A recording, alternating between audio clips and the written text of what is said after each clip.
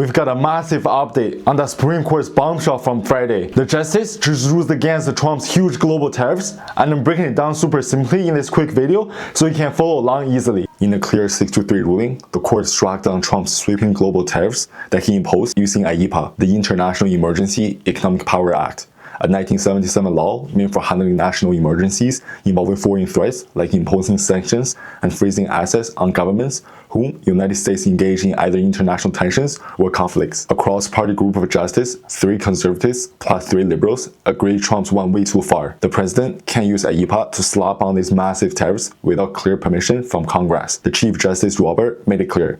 The Constitution gave Congress the power to tax and set tariffs.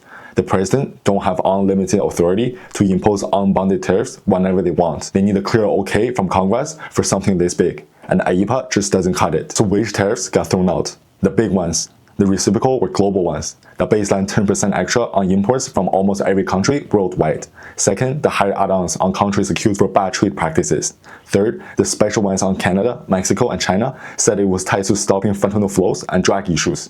Those are now all gone under IEEPA. But tariffs under other laws, like security ones on steel, aluminum, cars, copper, still stays in place. Also, it is important to note that the misuse of IEEPA allowed the US government to collect around $130 billion to over $200 billion in 2025 alone. That is massive. Just hours after ruling, the same night, Trump signed a new order for 10% global tariffs that now just a moment ago, he raises to 15% using a different law, the Section 122 of the 1974 Trade Act, which allowed the president to fix large and serious balance payment deficits through tariffs up to 15%.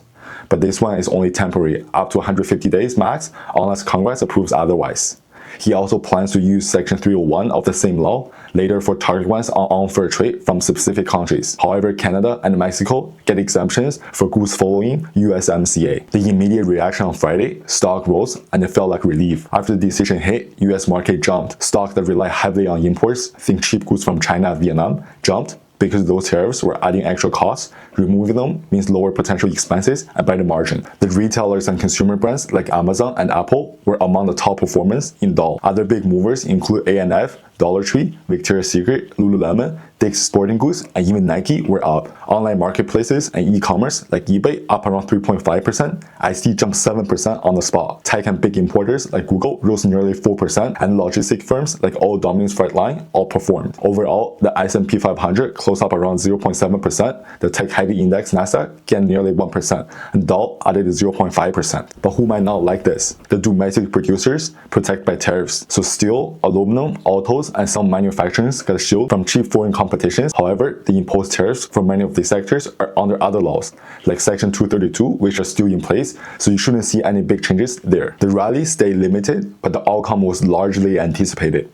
Trump's quick response on imposing a replacement 15% global tariffs under Section 122, softer than expected Q4 GDP data, and uncertainty lingering hundreds of billions of tariffs refunds that many companies have sued for months, plus other tariffs under national security ones are still in place. So it was positive, but not party mode. So the bottom line, this is a big win for limiting presidential power, showing even a conservative court will say hold up when the president skips Congress to make major economic moves. Short term, big relief rally for retailers, consumer brands, apparel, e-commerce, tech importers, and logistics. Those felt most pain from all the tariffs and bounced back on Friday. Long term, there will be more stability if tariffs ease overall, but Trump's workaround keeps some uncertainty. What do you think? Which of the stocks are you watching? Or do you own any? Drop your picks in the comment down below. Like, subscribe for the next update. Thanks for watching. Talk soon.